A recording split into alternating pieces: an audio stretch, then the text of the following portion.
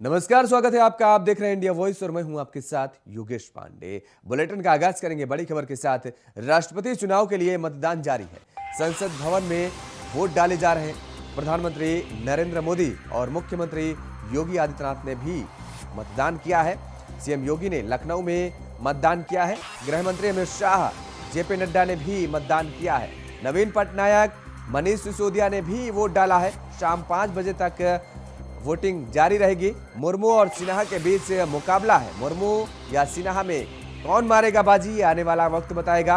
उधर उत्तर प्रदेश में समाजवादी पार्टी के मुखिया अखिलेश यादव भी विधानसभा पहुंचे हैं मतदान करने के लिए। तो गृह मंत्री अमित शाह, जेपी नड्डा ने भी मतदान किया है। इसके साथ ही आपको बता दें कि प्रधानमंत्री नरेंद्र मोदी ने भी मतदान किया है। नवीन पटनायक, मनीष सिसोदिया ने भी वोट डाला है। उत्तर प्रदेश के मुख्यमंत्री योगी आदित्यनाथ ने भी मतदान कर दिया है और इसके साथ ही समाजवादी पार्टी के मुखिया अखिलेश यादव भी विधानसभा पहुंचे हैं मतदान करने के लिए। तो मुर्मू और सिन्हा के बीच मुकाबला है। राष्ट्रपति पद का मुकाबला बेहद दिलचस्प है। मुर्मू और सिन्हा के बीच में, मुर्मू या सिन्हा में कौन मारेगा बाजी, ये आने वाला वक्त बताएगा। और आज इसका मतदान जारी है। राष्ट्रपति चुनाव के लिए मतदान हो रहा है और विधायक और सांसदों की तरफ से मतदान किया जा रहा है। संसद भवन में भी मतदान किए जा रहे हैं। उधर राज्य के अलग अलग विधानसभाओं में भी मतदान किया जा रहा है। राज्यों के विधानसभाओं में मतदान किया जा रहा है, जहां पर विधायक भी मतदान कर रहे हैं। और इसके साथ ही संसद भवन में भी मतदान जारी है।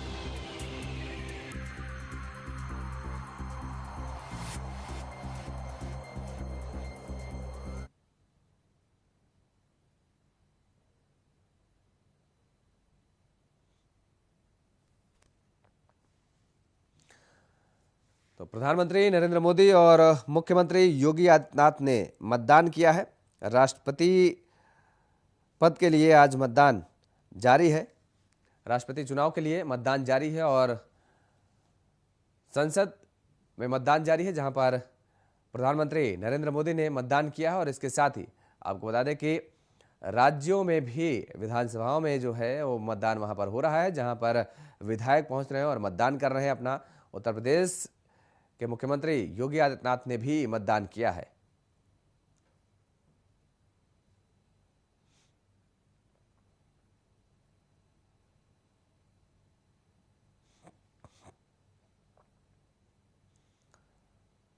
और संसद का मानसून सत्र आज से शुरू हो रहा है। यह सत्र 12 अगस्त तक चलेगा। वहीं राज्यसभा सचिवालय के बुलेटिन में कहा गया है कि राज्यसभा का सत्र 18 जुलाई से शुरू होगा। संसद के मानसून सत्र के हंगामेदार रहने के आसार हैं। कांग्रेस प्रवर्तन निदेशालय की ओर से राहुल गांधी से पूछताछ, महंगाई, बेरोजगारी और अन्य अहम मुद्दों को लेकर सरकार को विपक्ष घेर सकता है। वहीं आज संसद का मानसून सत्र इसलिए भी खास है क्योंकि आज राष्ट्रपति चुनाव के लिए मतदान हो रहे हैं। बता दें कि इस सत्र में आज से 12 अगस्त के बीच कुल 17 कार्य दिवस पड़ रहे हैं। इस सत्र में सरकार कई विधेयकों को सदन में पेश कर सकती है और इनमें संसदीय समिति के समक्ष विचार के लिए भेजे गए 4 विधेयक शामिल हैं। आज से संसद का मानसून सत्र शुरू हो चुका है और संसद की कार्यवाही शुरू हो चुकी है। कई मुद्दों पर सत्र के हंगामेदार होने के आसार जताए जा रहे हैं।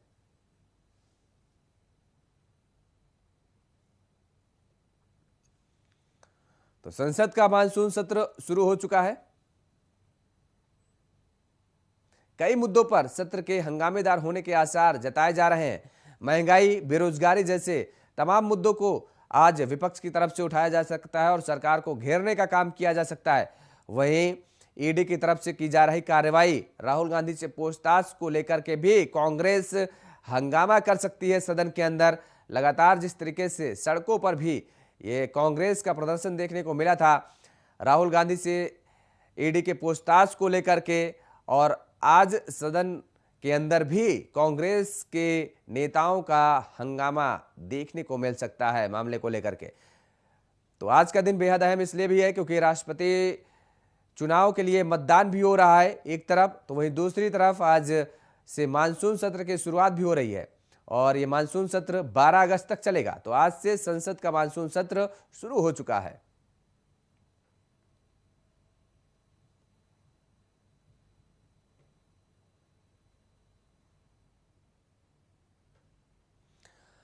और इसी खबर पर ज्यादा जानकारी के साथ हमारे सहयोगी दिनकर आनंद हमारे साथ फोन लाइन पर बने हुए हैं। दिनकर, मानसून सत्र की आज शुरुआत हो चुकी है और 12 अगस्त तक ये चलेगा। बेहद हंगामेदार भी सत्र रह सकता है, अंदेशा ऐसा लगाया जा रहा है। क्या कुछ और जानकारी है? जी योगेश, बता दूं कि ये 17वीं लोकसभा का 9वां सत्र की आज से शुरुआत हो चुकी है। ये सत्र कई मायने में अहम रहने वाली है। सबसे पहले इस सत्र के दौरान राष्ट्रपति चुनाव है। दूसरी, अभी थोड़े दिन पहले ही हमने देखा कि आज संसदीय सूची एक जारी की गई है सरकार की तरफ से, जिसमें है कि बहुत सारी शब्दों का इस्तेमाल हम नहीं कर सकते संसद में।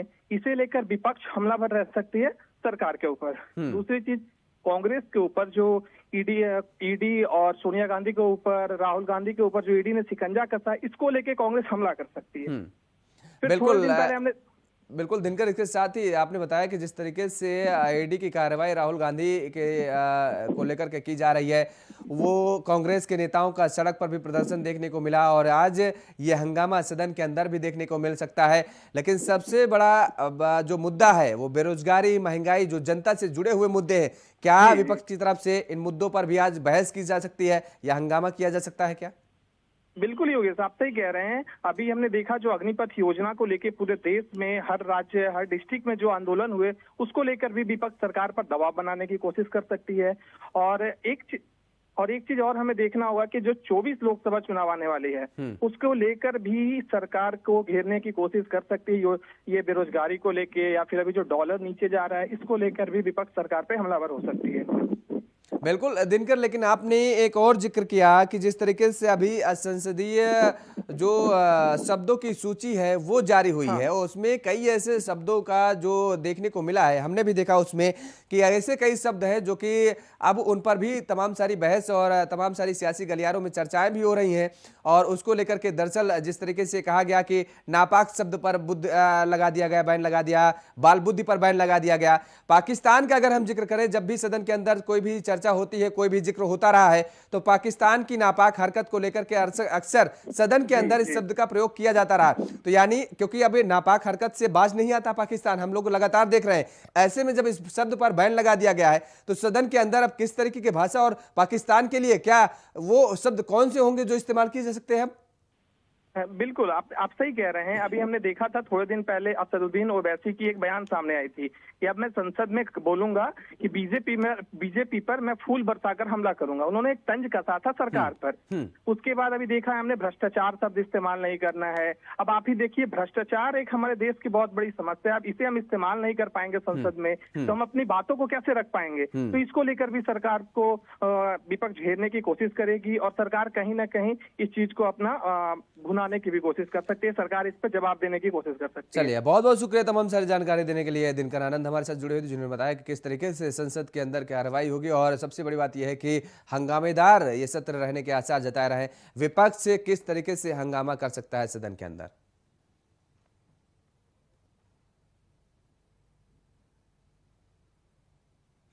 तो मानसून सत्र में आज हंगामा देखने को मिल सकता है। 12 अगस्त तक मानसून सत्र चलेगा और आज से संसद का मानसून सत्र शुरू हो चुका है।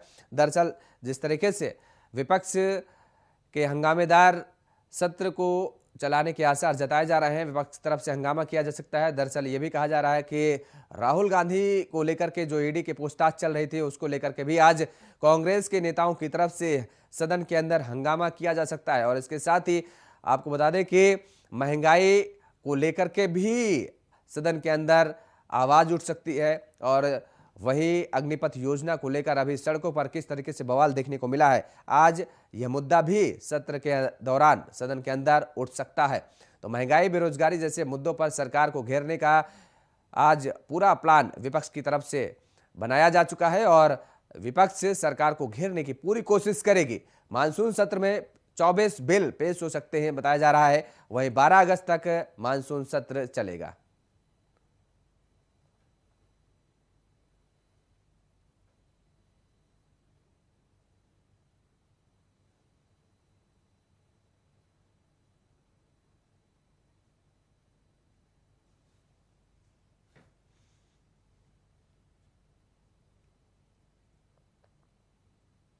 चौधरी लोकसभा के सदस्य थे। श्री राणा विभिन्न संसदीय समितियों के सदस्य के रूप में तथा 2 कार्यकाल तक के लिए बिहार विधानसभा के सदस्य भी रहे। श्री रविंद्र कुमार राणा का निधन 75 वर्ष की आयु में 23 मार्च 2022 को नई दिल्ली में हुआ। श्री टी बशीर केरल के चिरा इंकिल संसदीय निर्वाचन क्षेत्र से 8वीं और 9वीं लोकसभा के सदस्य थे। श्री बशीर विभिन्न संसदीय समिति को सदस्य थे। वे 1977 से 1984 तक राज्यसभा के सदस्य भी रहे। उन्होंने केरल विधानसभा के सदस्य के रूप में भी कार्य किया। श्री टी बशीर का निधन 77 वर्ष की आयु में 25 मार्च 2022 को तिरुवनंतपुरम में हुआ। श्री नवल किशोर राय बिहार के सीतामढ़ी संसदीय निर्वाचन क्षेत्र से 10वीं, 11वीं और 13वीं लोकसभा के सदस्य थे। श्री राय विभिन्न संसदीय समितियों के सदस्य थे। श्री नवल किशोर राय का निधन 62 वर्ष की आयु में 16 अप्रैल 2022 को गाजियाबाद में हुआ। श्री सुखराम हिमाचल प्रदेश के मंडी संसदीय निर्वाचन क्षेत्र से 8वीं, 10वीं और 11वीं लोकसभा के सदस्य थे। उन्होंने खाद्य नागरिक आपूर्ति योजना और कार्यक्रम कार्यान्वयन तथा संचार मंत्रालयों में केंद्रीय राज्य मंत्री स्वतंत्र प्रभाव के रूप में कार्य किया। उन्होंने गैर पारंपरिक ऊर्जा स्रोत योजना तथा रक्षा उत्पादन और आपूर्ति मंत्रालय में केंद्रीय मंत्री के रूप में भी कार्य किया। श्री सुखराम हिमाचल प्रदेश विधानसभा तथा तत्कालीन हिमाचल प्रदेश क्षेत्रीय परिषद के सदस्य भी रहे। उन्होंने हिमाचल प्रदेश सरकार में मंत्री के रूप में भी अपनी सेवाएं प्रदान की है। श्री सुखराम का निधन 94 वर्ष की आयु में 11 मई 2022 को नई दिल्ली में हुआ। श्री हुसैन दलवई महाराष्ट्र के रत्नागिरी संसदीय निर्वाचन क्षेत्र से 8वीं लोकसभा के सदस्य थे। श्री दलवई राज्यसभा के सदस्य भी रहे। इससे पहले श्री दलवई महाराष्ट्र विधानसभा के सदस्य रहे तथा उन्होंने महाराष्ट्र सरकार में मंत्री के रूप में अपनी सेवाएं दी। श्री हुसैन दलवई का निधन 99 वर्ष की आयु में 16 मई 2022 को मुंबई में हुआ। श्री शिवाजी पटनायक ओडिशा के भुवनेश्वर संसदीय निर्वाचन क्षेत्र से 6ठी, 9वीं और 10वीं लोकसभा के सदस्य थे। श्री पटनायक विभिन्न संसदीय समितियों के सदस्य रहे। श्री शिवाजी पटनायक का निधन 90 वर्ष की आयु में 23 मई 2022 को भुवनेश्वर में हुआ। श्री चक्रधारी सिंह अविभाजित मध्य प्रदेश अब छत्तीसगढ़ के सरगुजा संसदीय निर्वाचन क्षेत्र से 7वीं लोकसभा के सदस्य थे। श्री चक्रधारी सिंह का निधन 83 वर्ष की आयु में 31 मई 2022 को छत्तीसगढ़ के अंबिकापुर में हुआ। श्री हरिवंश साय उत्तर प्रदेश के सलेमपुर संसदीय निर्वाचन क्षेत्र से 11वीं लोकसभा के सदस्य थे। श्री साय उत्तर प्रदेश विधानसभा के सदस्य थे और उन्होंने उत्तर प्रदेश विधानसभा की विभिन्न समितियों के सदस्य के रूप में भी कार्य किया। श्री हरवंश साय का निधन 82 वर्ष की आयु में 9 जून 2022 को नोएडा गौतम बुद्ध नगर में हुआ। हम अपने पूर्व साथियों के निधन पर गहरा शोक व्यक्त करते हैं।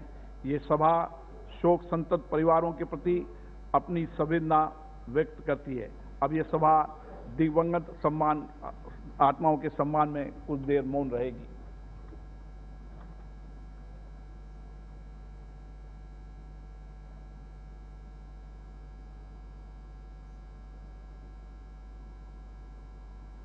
ओम शांति।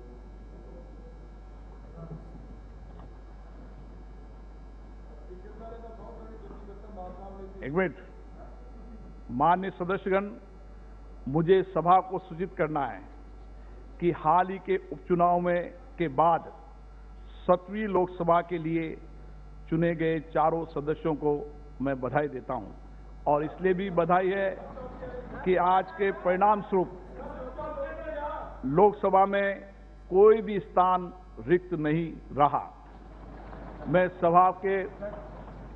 सभा के पूर्ण होने के अवसर पर लोकसभा के सभी मान्य सदस्यों को बहुत बहुत साधुवाद देता हूं, बधाई देता हूं। एक मिनट, माननीय सदस्यगण, मुझे आपको ये सूचित करते हुए प्रसन्नता हो रही है कि हमारे देश ने कल अर्थात 17 जुलाई 2020 को देश में कोविड के 200 करोड़ टीके लगाए जाने की एक महत्वपूर्ण उपलब्धि हासिल कर ली है। ये सरकार और जनता के सामूहिक प्रयासों से ही संभव हुआ है। मैं सदन की ओर से, सेवों की ओर से तथा संपूर्ण देश की ओर से मैं इस उत्कृष्ट कार्य के लिए बधाई देता हूं उन फ्रंट वर्करों को जिन्होंने इस कार्य को साधुवाद किया। हिंदुस्तान में सर प्रधानमंत्री जी है। हाँ, एक मिनट, कुछ नहीं। माननीय नो नोटिस। माननीय सदस्यगण, आज राष्ट्रपति जी का चुनाव है और हर चुनाव कोई नोटेड नहीं हो रहा, हर चुनाव देश में उत्सव के रूप में मनाए जाते हैं। मैं भी आप सबसे आग्रह करूंगा कि आज के दिन हम उत्सव के रूप में मनाएं। हर चुनाव लोकतंत्र का उत्सव के लिए होना चाहिए। सदन की कार्रवाई आज दिनांक 2 बजे तक के लिए स्थगित की जाती है।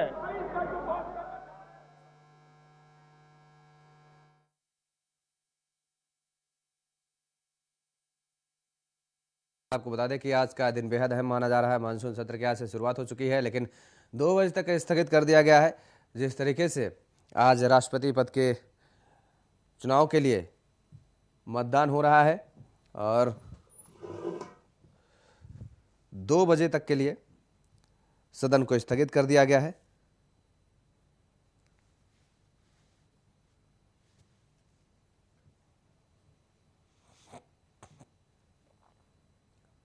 तो मानसून सत्र की शुरुआत होने से पहले प्रधानमंत्री नरेंद्र मोदी ने देश को संबोधित किया है। पीएम मोदी ने कहा कि सदन के बाहर तो गर्मी है, सदन में गर्मी कम होगी या नहीं देखेंगे। उन्होंने सभी से सदन की गरिमा बनाए रखने की अपील भी की है। प्रधानमंत्री नरेंद्र मोदी ने कहा है कि यह सत्र इसलिए अहम है क्योंकि राष्ट्रपति चुनाव भी आज हो रहा है और इस मानसून सत्र में नए राष्ट्रपति और नए उपराष्ट्रपति का मार्गदर्शन प्राप्त होगा। सदन में खुले मन से चर्चा होनी चाहिए। सदन संवाद का माध्यम है, जहां जरूरत पड़े वहां पर वाद विवाद भी होना चाहिए।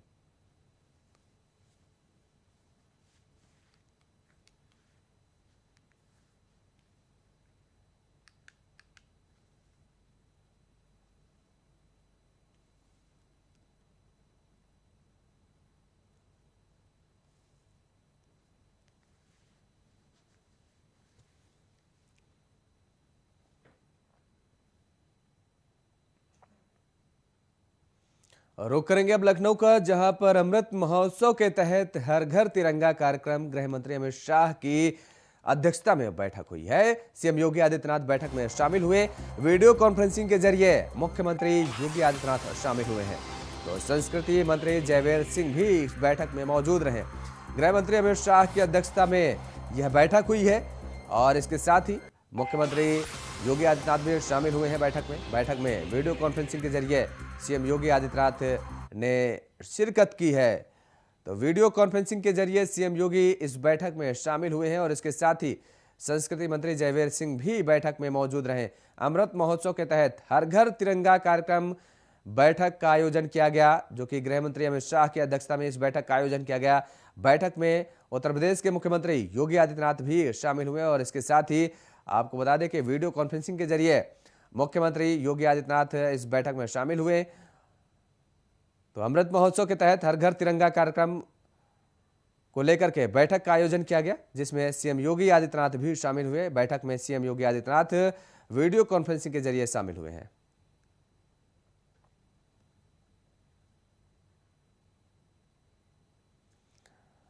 तो अमृत महोत्सव के तहत हर घर तिरंगा कार्यक्रम का आयोजन किया जाना है भारतीय जनता पार्टी की तरफ से और आज गृह मंत्री अमित शाह की अध्यक्षता में बैठक की गई। बैठक बेहद अहम मानी गई है, जिसमें मुख्यमंत्री योगी आदित्यनाथ भी शामिल हुए हैं। आपको बता दें कि मुख्यमंत्री योगी आदित्यनाथ इस बैठक में वीडियो कॉन्फ्रेंसिंग के जरिए शामिल हुए हैं। इसके साथ ही आपको बता दें कि मुख्यमंत्री योगी आदित्यनाथ के साथ तमाम सारे अधिकारी भी मौजूद रहे और हर घर तिरंगा कार्यक्रम को लेकर के यह बैठक की गई है आज, जो कि गृह मंत्री अमित शाह की अध्यक्षता में इस बैठक का आयोजन किया गया। सीएम योगी आदित्यनाथ भी इस बैठक में शामिल हुए। वीडियो कॉन्फ्रेंसिंग के जरिए सीएम योगी आदित्यनाथ शामिल हुए हैं।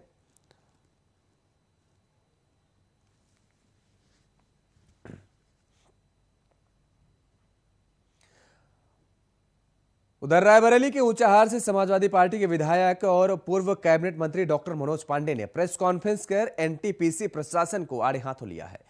उन्होंने कहा है कि ऊंचाहार में लगी एनटीपीसी परियोजना से उड़ने वाली डस्ट से लोग बीमार हो रहे हैं। यही नहीं, लोगों को इससे काफी दिक्कतों का सामना भी करना पड़ रहा है। उन्होंने कहा कि अगर बीते 5 दिन के अंदर एनटीपीसी प्रशासन द्वारा मांगे नहीं मानी गई तो वह धरना प्रदर्शन करने को मजबूर होंगे। विधायक डॉक्टर मनोज पांडे ने बिजली आपूर्ति पर भी तमाम सारे सवाल खड़े किए हैं। तो समाजवादी पार्टी के विधायक मनोज पांडे ने एनटीपीसी प्रशासन पर निशाना साधा है। एनटीपीसी प्रशासन पर जमकर बरसते नजर आए डॉक्टर मनोज कुमार पांडे। बिजली आपूर्ति पर भी बड़े सवाल खड़े किए गए हैं।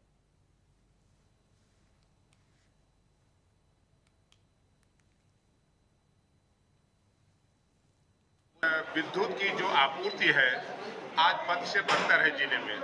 खासकर हमारी विधानसभा क्षेत्र ऊंचाहार में आज केवल 4 से 5 घंटे विद्युत की आपूर्ति हो रही है। इस गर्मी में जब टेम्परेचर 34, 35 और 37 तक जा रहा हो, आम आदमी कैसे 4 घंटे और 5 घंटे की बिजली में वो जीवन यापन करेगा।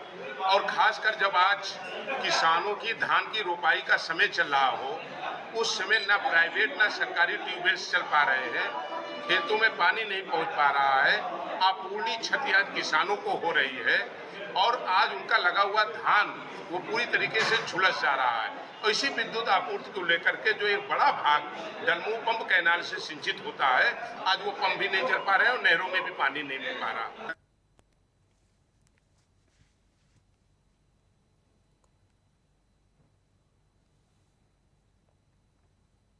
और सावन के पहले सोमवार पर सीएम योगी ने ट्वीट कर प्रदेशवासियों को शुभकामनाएं दी हैं। उन्होंने कहा कि देवाधिदेव महादेव की उपासना के पवित्र श्रावण मास के प्रथम सोमवार की सभी प्रदेशवासियों व श्रद्धालुओं को हार्दिक शुभकामनाएं। महादेव से प्रार्थना है कि समस्त प्रदेशवासियों को सुख, समृद्धि व उत्तम स्वास्थ्य प्रदान करें।